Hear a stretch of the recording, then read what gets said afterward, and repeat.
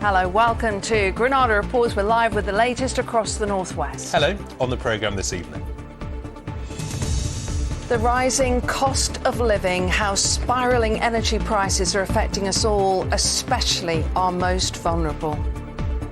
I'm very worried, and not just for me, but for hundreds of other people, and a lot of my friends are disabled, and yeah, they're struggling. And it's a horrible thing not being able to keep warm. As plans for Greater Manchester's clean air zone remain up in the air, hundreds of taxi drivers stage a protest. Stopping the cycle of abuse, the refuge helping children caught up in domestic violence. How are you doing? You okay? Nice to meet you. And surprise, surprise, the Wigan Athletic manager meets some lucky Latics fans ahead of the FA Cup. And it's a world first for Manchester. Can you beat the Cube? Join us at the end of the programme to find out if we can. Let's go. First, though, calls for more support for families struggling to keep their homes warm and pay their bills. We were already facing big rises in the cost of living. Now fuel bills are set to rocket. Yes, the energy regulator Ofgem says millions of us will see our energy bills rise by more than 50%. And at the same time, the Bank of England announced another rise in interest rates. The annual bill for a typical household is currently around £1,277. From April the 1st, that rises to around £1,971 a year, an increase of nearly £700 or around £60 a month. To try to help, the government is giving a £150 council tax rebate for anyone in properties in bands A to D. It will also lend the energy suppliers money that they must use to bring prices down by £200 per household in October. But that will have to be paid back via our bills over the next 5 years. There'll also be £150 million for local authorities in England to help lower income households. Well, of course, these new charges will hit us all, but some will feel it much harder than others, as Anne O'Connor reports. Tina Mill has severe arthritis and asthma. It means she can't work, but has to power a stair lift, a mobility scooter and a special electric toilet. I get angry because why should it hike up like it does? You know, the rich get richer, the poor get poorer. We're going back in time instead of forward. She also has to keep the heating on all day. The smart meter she had installed was intended to help her keep track of her energy usage, but now she puts it face down because it's just a reminder of her spiralling bills.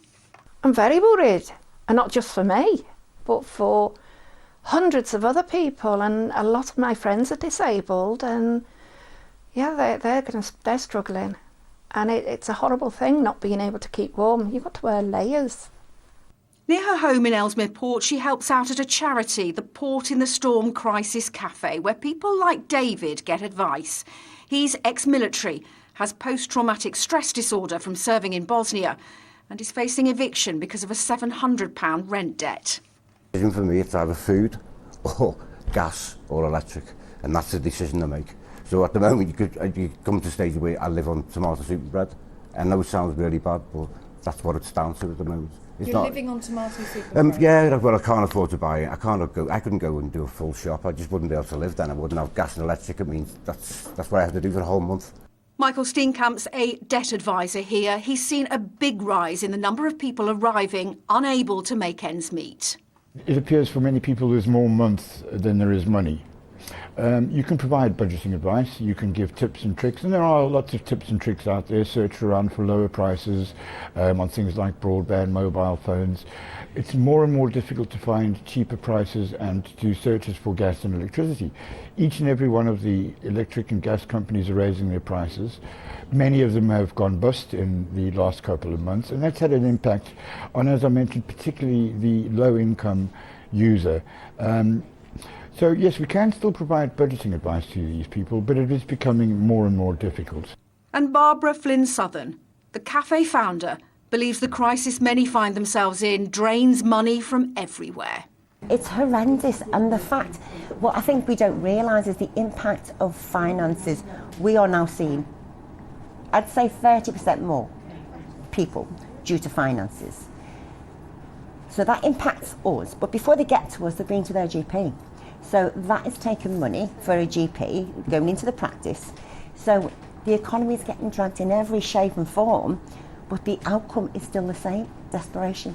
Today, the Chancellor announced a package of measures to mitigate the impact, including discounts on energy bills and council tax. Without government intervention, the increase in the price cap would leave the average household having to find an extra £693. The actions I'm announcing today will provide to the vast majority of households just over half of that amount, £350. In total, the government is going to help around 28 million households this year. But this charity and the people they help believe it won't be enough. Anne O'Connor, ITV News, Ellesmere Port. So more challenging times ahead. Let's bring in our political correspondent, Leisha Minnelli. And Leisha, the Prime Minister was in Blackpool today. That's right, Gamal. The Prime Minister joined Michael Gove on a trip up north to mark the publication of the Levelling Up White Paper, that ambitious plan to close the gap between the richest and poorest parts of the country. But a cost of living crisis and skyrocketing energy bills do make for a very difficult background to that mission. And you could see today's trip to the Blackpool Transport Depot as part of an effort to get the messaging back on track. Now, the government insists the measures announced by the Chancellor today will take care of those struggling in the present, while the Levelling Up agenda will stabilise the future. But even some within the Conservative Party say it simply isn't enough. They're calling on the government to make a U-turn on plans for that national insurance tax hike that's coming in the spring. But today, the Prime Minister said that's something he simply cannot do. He needs the money to tackle the NHS backlog. 1 in 10 of the UK population currently waiting on an NHS waiting list. That's going to go up, I'm afraid. It's going to go up. We've got to put in the money to fix it. 9 million more scans, 50,000 more nurses, building the hospital capacity that we need. It's the number one priority of the British people, and we've got to fund it. So I know it's not what anybody wants to do. It's not what Rishi wants to do. It's not what I want to do, but we've got to do it. Meanwhile, Labour have criticised the government's approach to the energy price rise, calling it a buy now, pay later scheme that loads up costs for tomorrow. Instead, they want to see a windfall tax on the profits of oil and gas companies. Now, this is a global issue and it was never going to be an easy fix. What we do know is that even those households in the northwest who are getting the most help will still have to find upwards of £300 from somewhere. And the big unknown is when the energy prices will fall again and how long people concerned about their next bill are going to have to live with that worry. OK, Leisha, thank you. Well, the prospect of these price rises is already worrying a lot of you at home. Like Ian in Clitheroe, for example, he says, as a widower with a family, I am scared stiff. The stress and anxiety at this time is awful. Yeah, this one's from Sarah. There isn't one area of life where costs haven't shot up. The only place it hasn't is wages. They've not increased in years and are now being knocked down even further thanks to the national insurance increase. Yeah, Glyn Edwards in Stockport tweets us, before the pandemic, I could fill my car up for £35. Now £35 doesn't even fill it halfway. The price increase on food is also crazy. Yeah, Mark Vernon says virtually everything is dependent on energy. Heating, cooking, food manufacturer, product manufacturer, raw material manufacturer, supply chain management. Yeah, and Samantha in Southport, I'm an unpaid carer. It is crazy. With all this so-called investment in wind and solar, where is it all going? Yeah, well, as ever, many thanks indeed for your comments. Well, next today, and hundreds of taxi drivers have staged a Go Slow protest against plans for a clean air zone in Greater Manchester. It's due to come in at the end of May, but could be delayed or even scrapped because of concerns businesses can't afford the daily charges. The Manchester Mayor, Andy Burnham, insists that the controversial scheme would not last forever and that charging would come to an end as soon as air quality reached the required level. This report from Mel Borum. Months of anger over the proposed clean air zone spilled onto the streets of Manchester today with a noisy Go Slow protest by taxi drivers. They are among the many businesses who'd be affected by plans due to come into force in May. The controversial scheme was supposed to see the worst polluting vehicles charged to travel within the almost 500 square mile zone. The likes of HGVs and buses were due to pay between £7.50 and £60 a day, with vans and minibuses charged from June next year. But yesterday, a U-turn of sorts, with Mayor Andy Burnham throwing it back to the government, calling for them to delay the deadline for meeting air quality targets from 2024 to 2027, saying the scheme would go ahead in May, but without the charges. I was not in a position where I could say scrap the clean air zone, as others have tried to say, because that just isn't an option for us. What we've tried to do is navigate our way through probably some of the most tricky territory I've ever had to try and walk through, and we've done it, as I say, trying to protect people. Well, if you thought yesterday's U-turn would have silenced critics of this scheme, well, there's your answer. Keeping up the noise today outside Andy Burnham's office, there's no mistaking the strength of feeling over this clean air zone. It's all talk. They're sending it back to government, and then what's going to happen? They're going to do whatever they want to do. I mean, I can't afford £7.50 a day. That's like £50 a week. A lot of money. We just can't afford another charge on the normal people at the moment. Let's look at it in another couple of years to see what the pollution levels are. And in the meantime, like even taxi drivers are changing their cars to hybrids, and that'll be done over the next couple of years. So we will have a lot of cleaner cars anyway. But just how polluted is the air in Greater Manchester? And if the scheme doesn't go ahead, what does that mean for cleaning up the air we breathe? This machine is pulling air in through here. Well, here at Manchester University, scientists have been keeping a close eye on the quality of the air. It is true that pollution has gone down, but of course the last 2 years that is purely because there has been less traffic on the roads because of the coronavirus restrictions. Also, I think it's incorrect to think about there being a safe amount of pollution that we can have, because it kind of works on a sliding scale. And in order to get the maximum health benefit, we really want to get the pollution as low as possible. And that's because of people like Maxim. The 12-year-old was diagnosed with asthma when he was 7. Living right in the city centre, his mum believes his condition has been caused by pollution. Running and asthma, I feel this breathlessness, and I know that if a normal person has this breathlessness, they can stop for a minute and then go again. I have to stop for about 5 minutes. Well, to me, if I run a bit more than I'm supposed to, well, that's an asthma attack right there. What we don't want to see at Climate Emergency Manchester is this just becoming another can that gets kicked down the road, and year after year the decision gets delayed and delayed. We know that air pollution is a major problem in Manchester. We know that we need the clean air zone.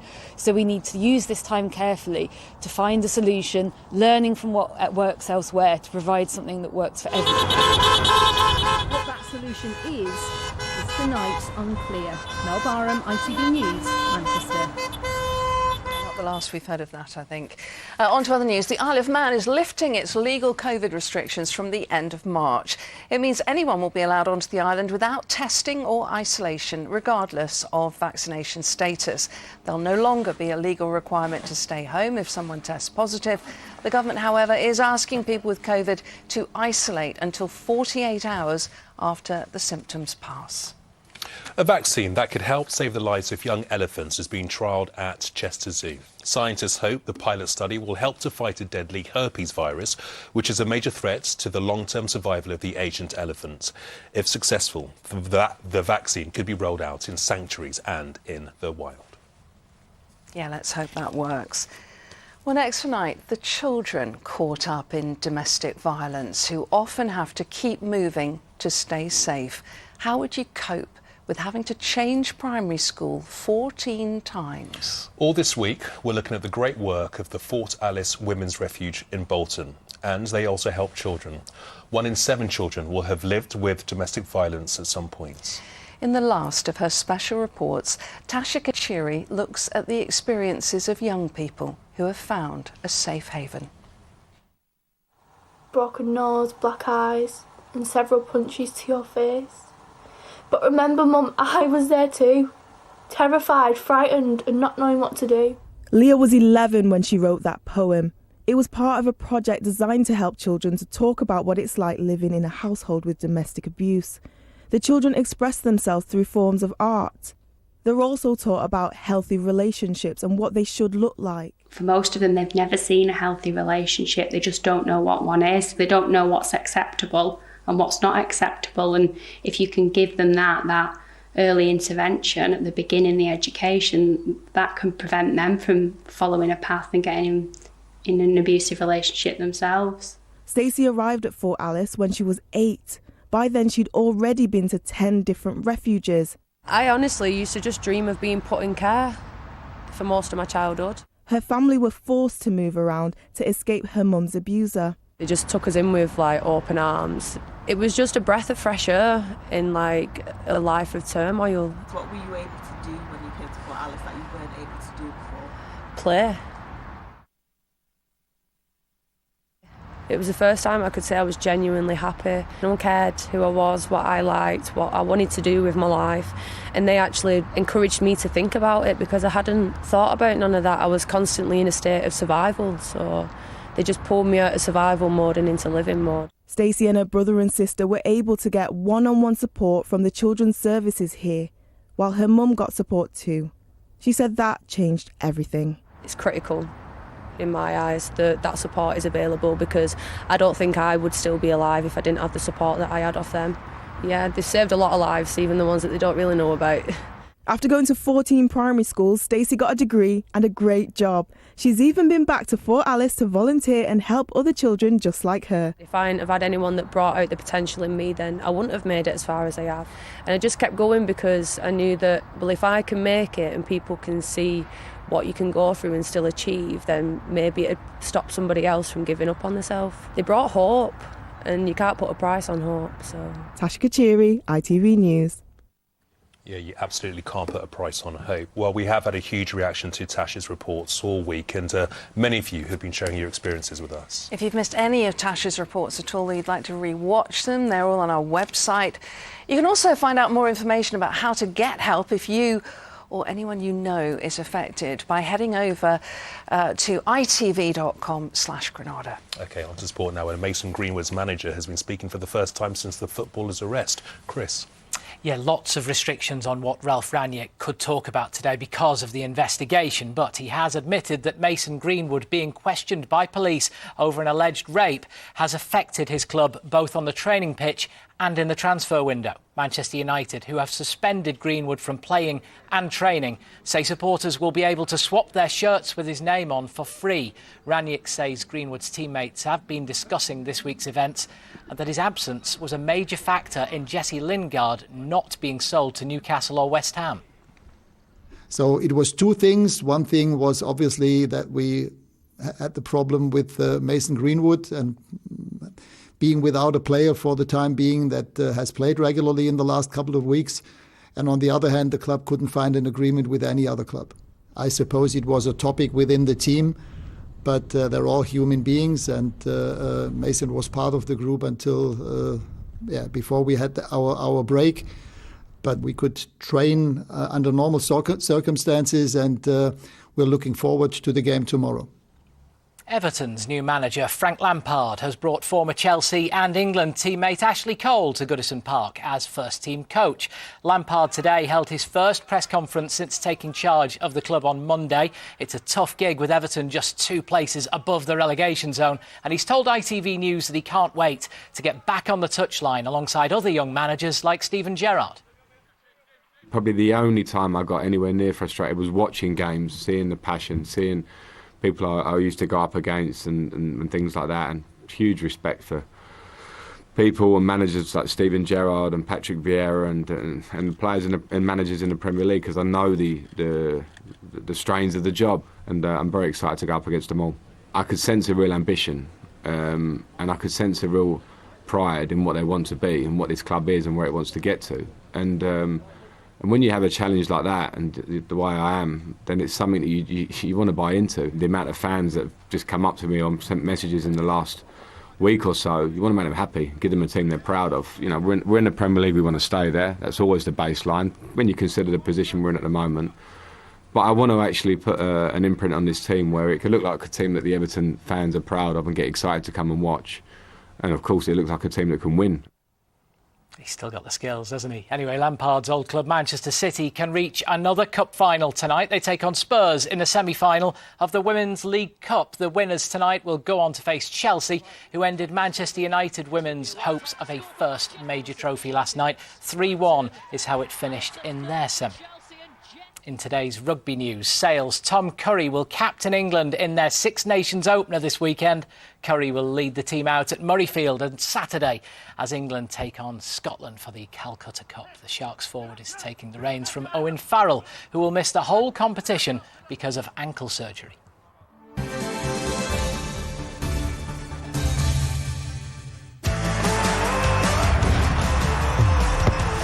Getting that winning feeling. FOW, sponsors of the Granada Sport Report.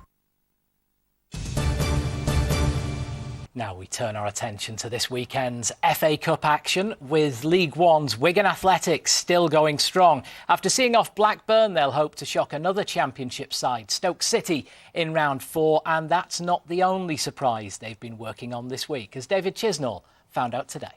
Maloney with the corner in towards Watson! Winning the FA Cup in 2013 was a magical day for all Wigan Athletic fans. How are you doing? You OK? Nice to meet you.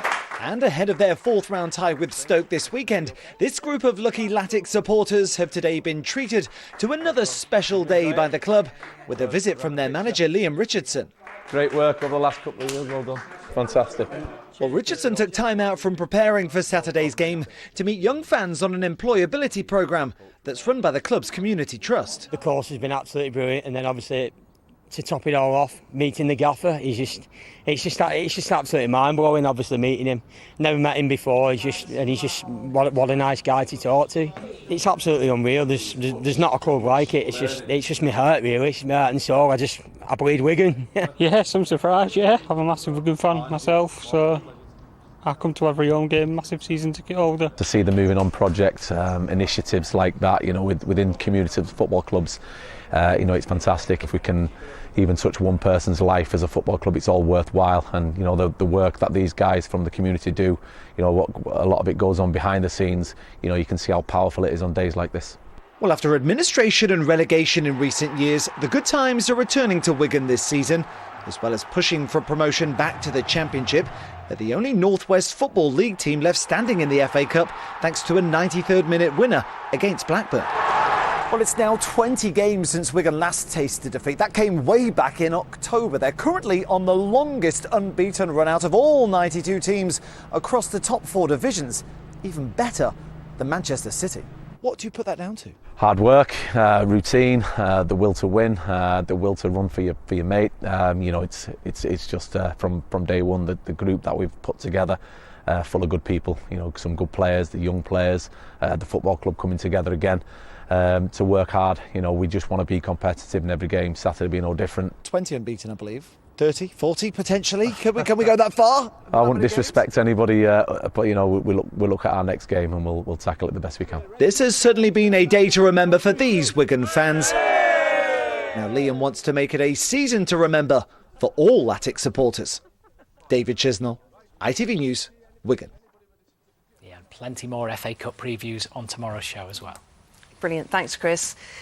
Now, how many times do you watch a game show and shout at the television that you could do better? You probably do the same when you're watching us read the news.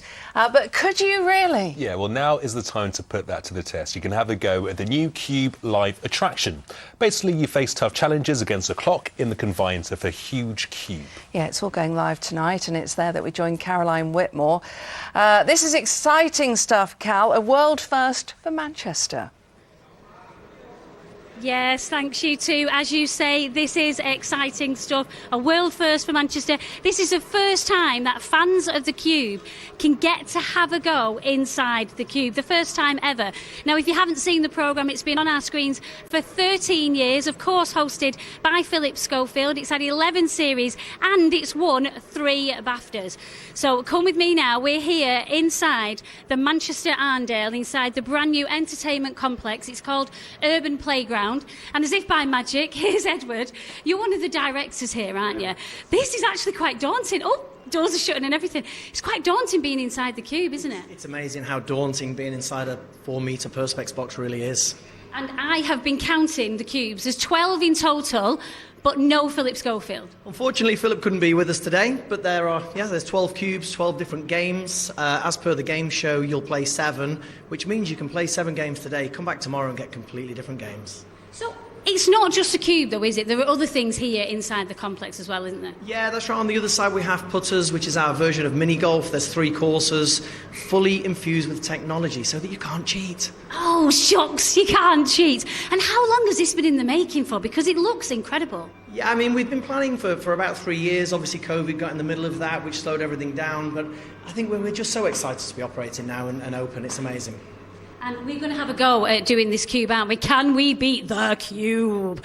What is this game? Tell us what the game is. Don't let them out yet. I'm rushing. Sorry, this game is 50 balls, and we'll have 20 seconds to pick them up off the floor. OK, and it's a 2-player game, OK? No iron team, Edward. No iron. Come on. Are you ready? OK, we're ready. OK, Simon, take my mic.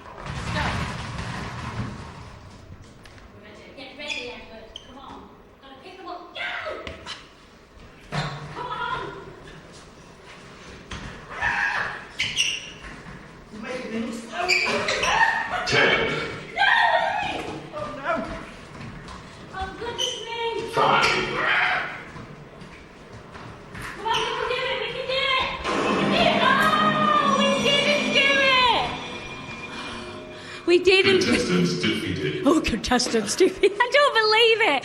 Oh, well, not to worry.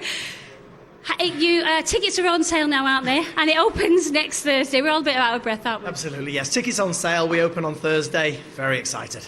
I think we get a Granada Reports team going, and Lucy and Gamal, you can be the head of the teams. What do you think? Love it. Yeah, we'll take that on. Sounds good. Better than our karaoke, that's for sure. Yeah, we'll leave you to catch your breath back, Cal. Thank you.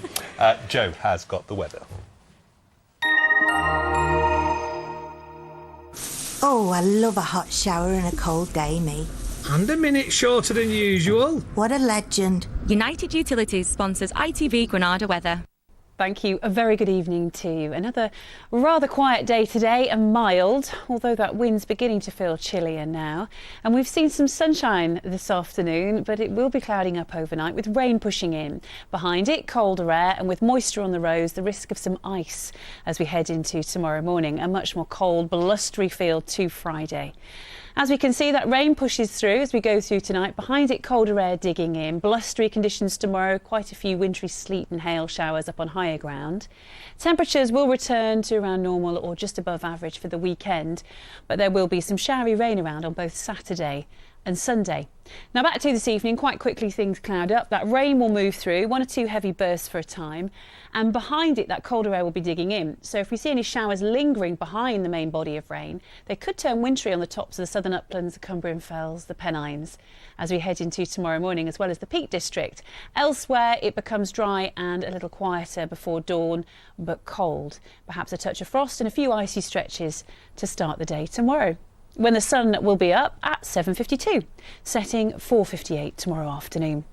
For tomorrow then, a much colder feel to the day, blustery showers from the word go, and these could turn a little sleety, maybe some hail and mix, particularly up on higher ground. At lower levels it will just fall as rain, and there's some drier slots, maybe a bit of sunshine here and there, but a cold wind. Tomorrow afternoon temperatures will only get to around 5 or 6 Celsius. If you factor in the wind, it will feel more like freezing. Keep warm. I'll see you again soon. Bye-bye.